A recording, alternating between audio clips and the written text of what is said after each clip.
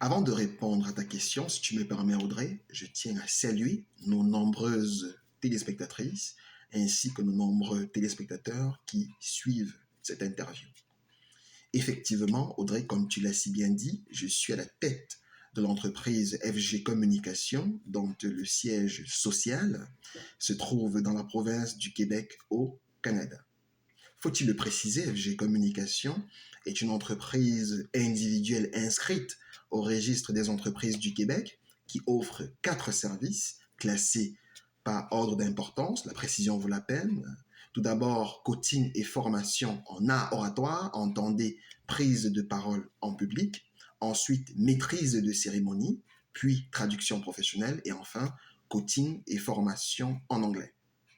Maintenant, pour répondre à ta question, Audrey, je dirais que le chemin parcouru pour créer mon entreprise a été plus ou moins facile, en fait.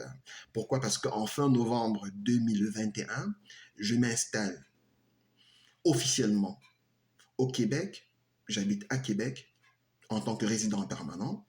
Je viens rejoindre mon épouse, Maître Golda Fotso, avocate au barreau du Québec, à qui je fais un clin d'œil à partir de cette plateforme. Par ailleurs, le gros avantage que j'ai lorsque je quitte le Cameroun pour m'installer au Québec, je viens du Cameroun avec un projet qui est très clair dans ma tête, qui est celui de créer une entreprise servicielle qui va offrir les 4 services dont je venais de mentionner. Des services qui sont en droite ligne avec ma mission de vie sur Terre. En revanche, je fais face à 3 défis. Le premier défi est le climat. Je viens d'une zone d'Afrique très chaude pour rejoindre un territoire très froid. Donc, lorsque j'arrive en plein hiver. C'est un gros choc pour moi, mais il fallait tout faire pour s'y adapter. Le deuxième défi est au niveau des us et coutumes québécoises. Donc, c'est une nouvelle réalité qu'il faille épouser. Donc, je n'avais pas le choix. Il fallait épouser cette nouvelle réalité pour mieux s'intégrer.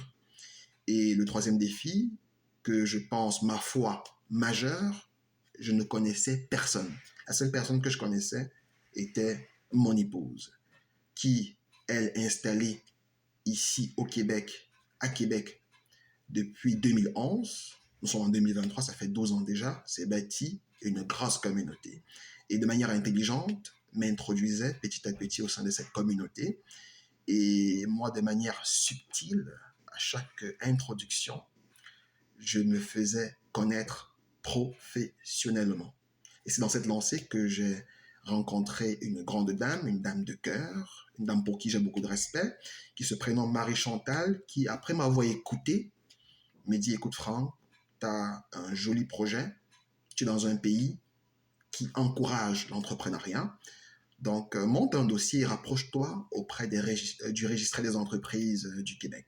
C'est ce que j'ai fait, j'ai monté un dossier en bonne et due forme, je me suis rapproché auprès du registraire des entreprises et quelques jours après, après avoir étudié mon dossier, ils m'ont envoyé un mail me disant que je réponds à tous les critères et la pièce jointe de ce mail authentifiait la création de mon entreprise avec un numéro d'entreprise du Québec. Et mon entreprise a vu le jour officiellement en janvier 2022, un mois quelques jours après mon arrivée, après mon installation au Québec. Donc, en un mot comme en mille, Audrey, le chemin parcouru pour mettre sur pied mon entreprise a été plus ou moins facile, en fait.